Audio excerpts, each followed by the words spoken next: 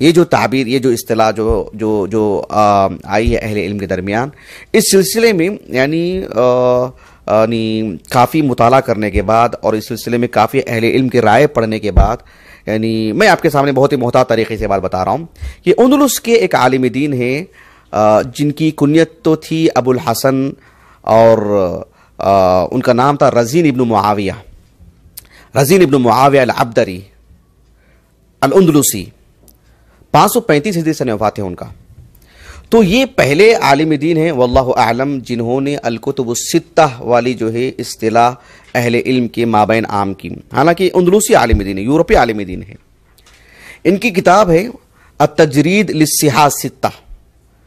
المکتبۃ الشاملہ میں میرے پاس جو نسخہ ہے وہ اس میں تو نہیں ہے، لیکن جو ہے آپ امیجز میں جا کر دیکھ سکتے ہیں، التجرید للصحاح الستہ، اور اس میں انہوں نے 6ویں کتاب تو داخل کی ہے لیکن سنن ابن ماجہ کو نہیں داخل کیا، امام مالک رحمہ اللہ کے الموطا کو داخل کیا ہے۔ اور انہی کی اتباع میں آپ دیکھیں گے کہ المبارک ابن محمد ابو السعادات 606 ہجری سن وفات ہے ان کا۔ جامع الاصول فی احادیث الرسول، النہایہ فی غریب الحدیث والاثر بھی کتاب ہے نا ان کی، تو اس میں انہوں نے انہی کی اتباع کی۔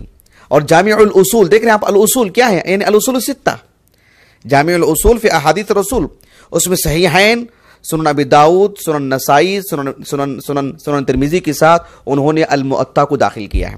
لیکن ایک دلچسپ بات مجھے کل پڑھنے کو ملی، کل ہی رات میں نے پڑھا تھا، جو علامہ بدر الدین الزرکشی رحمہ اللہ کی جو حافظ ابن الصلاح رحمہ اللہ کے المقدمہ پر جو شرح انہوں نے لکھی ہے، النکت علی مقدمہ ابن الصلاح، جو کتاب ہے ان کی 3 جلدوں میں، اس میں انہوں نے ایک لطیف بات یہ انہوں نے لکھی ہے کہ اہل المغاربہ یعنی یورپی علماء کے پاس، کہا کہ اہل المغاربہ کے پاس جو ہے کتب ستہ میں موطا شمار کی جاتی تھی بدلا من ابن ماجہ، سنن ابن ماجہ کے بدل میں۔ اور آگے انہوں نے لکھا ہے کہ قبل ان یقفوا علیہ، یعنی سنن ابن ماجہ کو اتنا تعارف نہیں ہوا تھا ان کے پاس، سنن ابن ماجہ میں کی افادیت اور اس کی وسعت اور اس کی خاص کر تبویبات میں جو چاشنی ہے سنن ابن ماجہ میں، کہا کہ وہ اس درجے کا مقام نہیں پائی ہوئی تھی وہ کتاب، اس وجہ سے انہوں نے الموطا کو داخل کیا۔ اور الموطا کا خاص مقام ہے اہل المغاربہ کے پاس، آپ جانتے ہیں، حتیٰ کہ جو ہے ان کے پاس صحیحین سے بھی جو ہے مطلب ایک درجہ مقام جو ہے رہا ہے بعض اہل علم کے پاس۔ یہ اور بات ہے کہ جو ہے معظم اہل علم صحیح بخاری پر کسی کو فوقیت نہیں دیتے ہیں، نہیں، لیکن پھر بھی الموطا کا ان کے پاس ایک کافی مقام ہے۔ اچھا، ایک الگ بات ہے، ایک اور بات جو مجھے بتانا تھا آپ کو، وہ یہ کہ کتب ستہ والی جو اصطلاح ہے، ایک تو میں نے کہا کہ جو ہے ابو الحسن رزین ابن معاویہ کے حوالے سے، پھر اور لیکن انہوں نے موطا کو جو ہے اضافی طور پر کیا ہے۔ پھر اس کے بعد میں نے کہا کہ المبارک ابن محمد ابو السعادات، انہوں نے ان کی اتباع میں وہی معاملہ روا رکھا ہے۔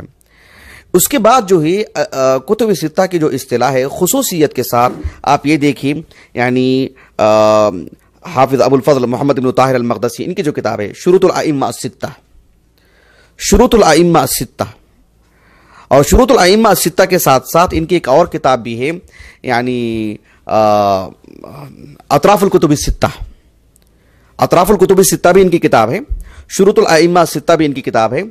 یہ مقدسی علماء میں سے ہے، مقادسہ میں سے، علماء مقادسہ میں سے، انہوں نے جو ہے اس میں سنن ابن ماجہ کو داخل کیا ہے موطا کے بجائے۔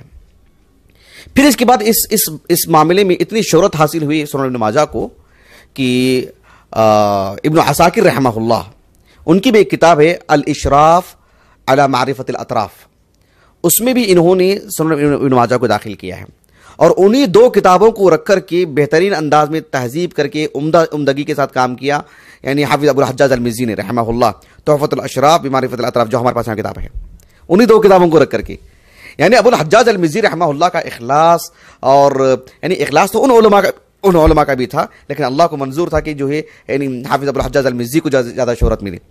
دیکھیں کام انہوں نے کیا تھا، کون؟ ابو الفضل محمد بن طاہر رحمہ اللہ نے، انہوں نے کام کیا تھا کس پر؟ یعنی اطراف الکتب الستہ۔ پھر ابن عساکر رحمہ اللہ نے اس پر کام کیا الاشراف فی معرفت الاطراف، لیکن ان دونوں کو رکھ کر کے جو انہوں نے کام کیا تحفۃ الاشراف بمعرفت الاطراف، اللہ نے اس باب میں اس کتاب کو مقام دیا، اور یہ کتب ستہ کے ہی اعتبار سے کام ہوا ہے اس پر۔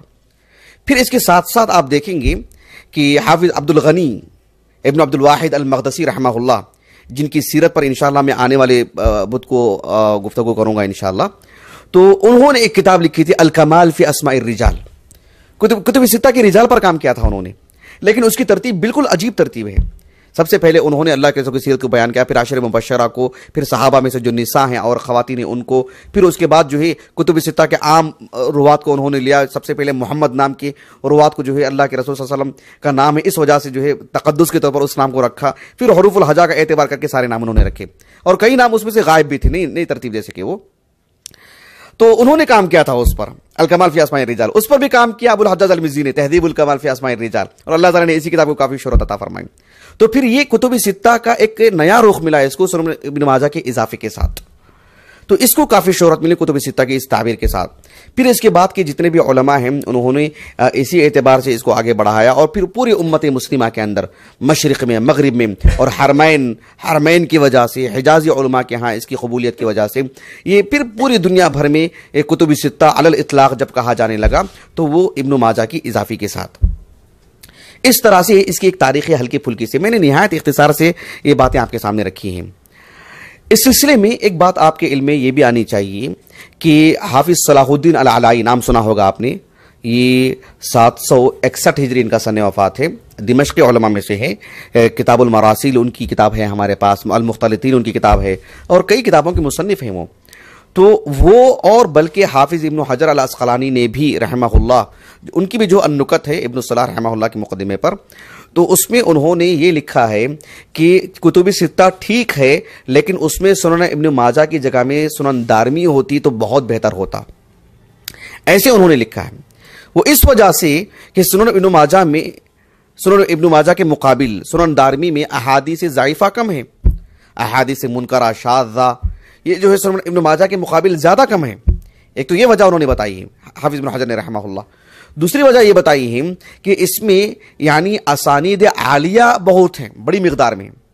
امام دارمی رحمہ اللہ, جانتے ہیں نا امام دارمی رحمہ اللہ کو, ابو محمد عبداللہ بن عبد الرحمن, امام بخاری رحمہ اللہ کی انتقال سے 1 سال پہلے ان کا انتقال ہوا 255 ہجری کو.